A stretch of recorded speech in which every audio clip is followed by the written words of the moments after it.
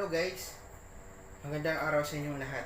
Ngayon naman, ituturo ko sa inyo kung paano i-set up ang isang network cabinet stand.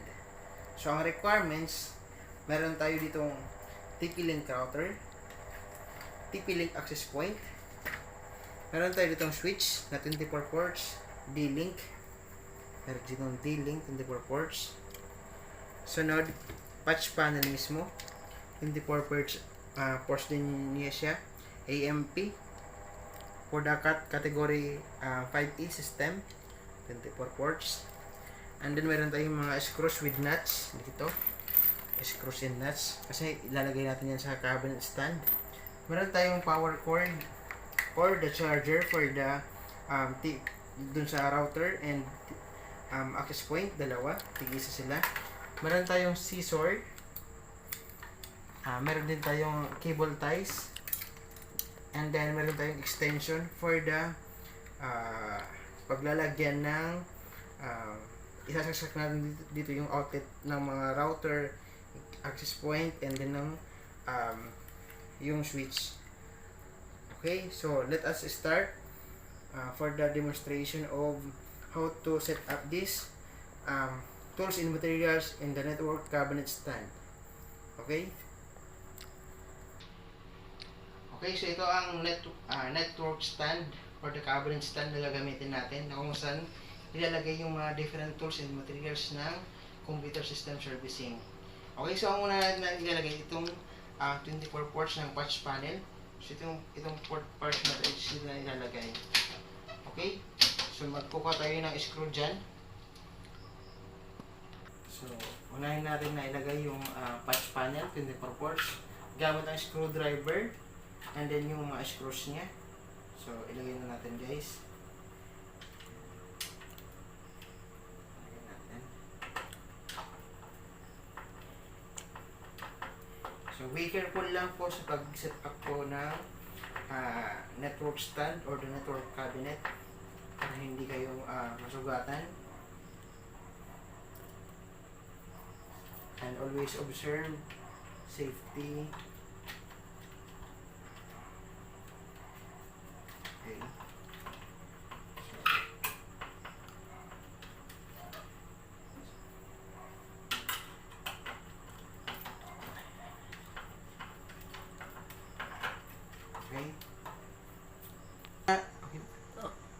So, naman natin guys yung D-Link na 24 ports. So, screw natin siya. Dito sa port na to. Screw natin. So, be careful lang.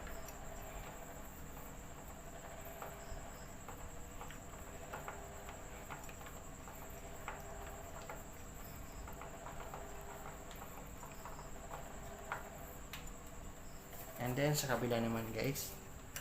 So, alalay lang kasi para hindi masira yung screw. So, ayan. Ayan natin siya.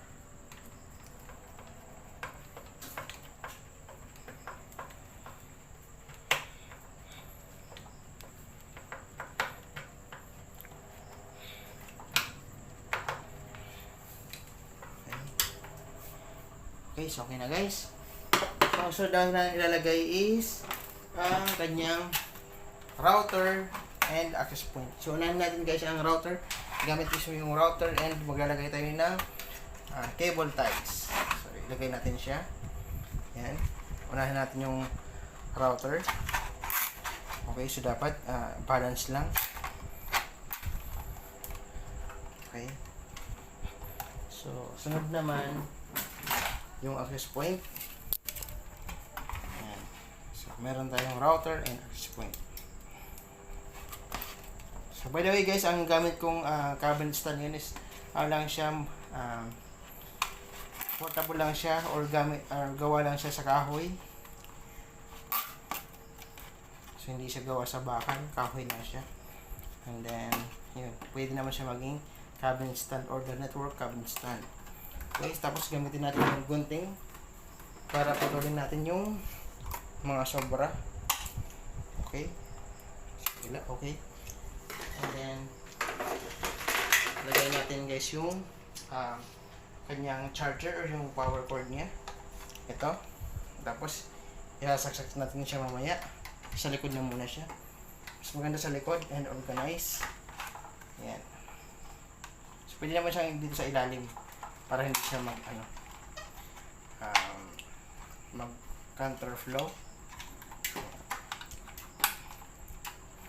Okay. And then, yung isa naman para sa access point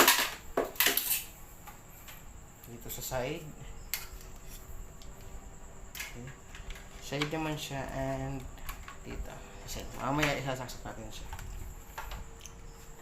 So, yung sunod, ikutin naman natin siya. Yung sunod, yung sa power cord ng dito sa switch. Power cord. So, mamaya ilalagay natin yung sasakan dyan. And then, yung last, itong extension mismo. Extension. Ilalagay natin siya dito sa part, dito sa baba. Ito yung gawin natin na saksakan ng mga power connectors. Okay? So, let us start for the installation of these connectors.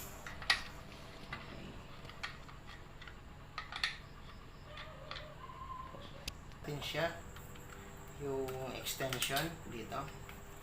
Okay. So, itong extension is gawa ko lang din or inasimbolo ko lang din na kung saan pwede rin yung gawin siya.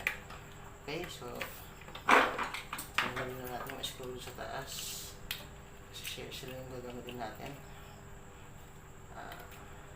Dapat yung pag-set up nito or paglalagay ng ang extension is dapat knowledgeable po kayo. Hindi lang yung basta na kayo ang gagawa. Dapat meron kayong idea with regards sa paglagay nito na extension or paggawa mismo. Okay, so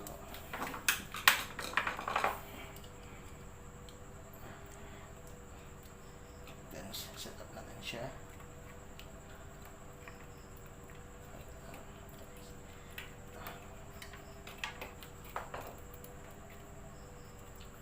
Dahan-dahan lang.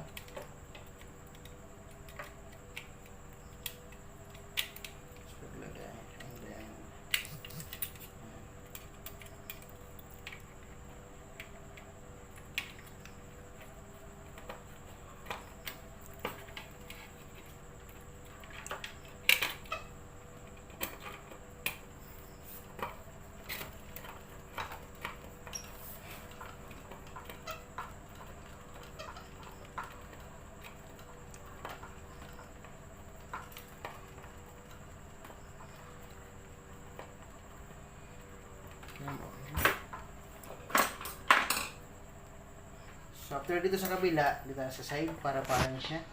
Balitig isang screw dyan.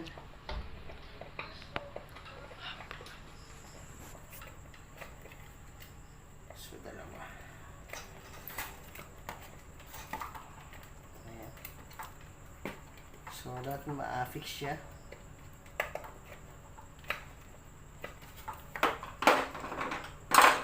Let's try another screw. So, okay na siya. And then, lagay na natin guys yung cover niya. Cover. Yung cover niya. Dapat, medyo lapat ang yung cover niya. Okay. So, screw natin siya. Dito, ayan sa side. Dalawa din. Gamit yung screwdriver. Ito. So, fix natin siya. Okay, yung isa pa. So, dapat medyo mahigpit dapat.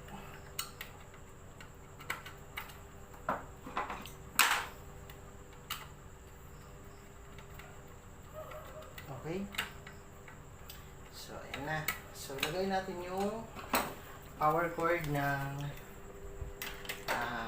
access point dito sa side. So, dito naman sa side. And then, yung power cord para sa switch. I-roll natin ng kaunti. And then, dapat organize siya. And then, lagay natin siya dito sa may part na gitna. Kasi mamaya tatalian natin siya. And then yung router naman is dito sa side. So, lagay natin siya dito. Okay? So, gagamit tayo ng cable ties po guys. Para sa power cord. Para tingnan is malinis ang kanyang po. Ang kanyang cable arrangement ng power cord. So, lagyan natin siya. Okay, so it's enough. And then, lagyan natin siya.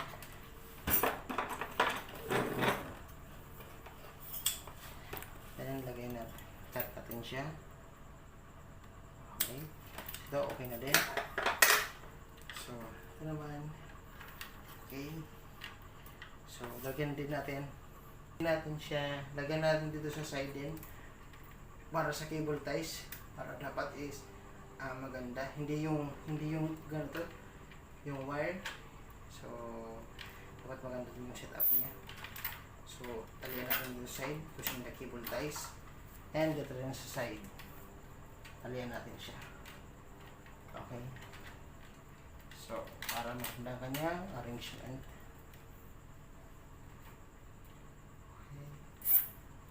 Dito na sa side dalhin. And ayan. Tapos dapat medyo mahigpit. And we will use the scissor to cut the extra. And then, ito na. So, ito, pwede natin i-testing siya. Isaksak natin sa power outlet. So, let us try na isaksak natin siya. Let us try to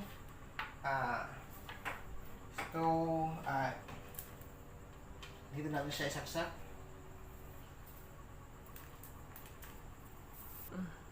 So, after natin saksak yung extension wire dun sa power source. So, ayan na, makikita nyo na may ilaw na ang ating switch, 24 ports. Ito, may indicator siya. And then, meron na din ilaw ang ating TP-Link router. So, ang indicator niya is green and para sa Wi-Fi. Yung red naman, ibig sabihin na wala pang internet. So, nag-on na siya. And then, ang ating access point, meron na din ilaw for the indicator. Okay, yung on niya and pati yung sa kanyang Wi-Fi ito. So, yun lang guys kung paano mag-set up ng ating network stand cabinet or the network cabinet with different tools and materials na pinag-set up natin ngayon. So, sa mga susunod kong video guys, ipapakita ko sa inyo kung paano naman ipakita ang cable arrangement or ng cable settings arrangement para sa ating gagawin na cable networking. So, kasama dyan ang pag-setup ng client and server na. So, kukumpletohin na natin ngayon guys sa pag-setup ng cable arrangement and configuration of the client and server computer.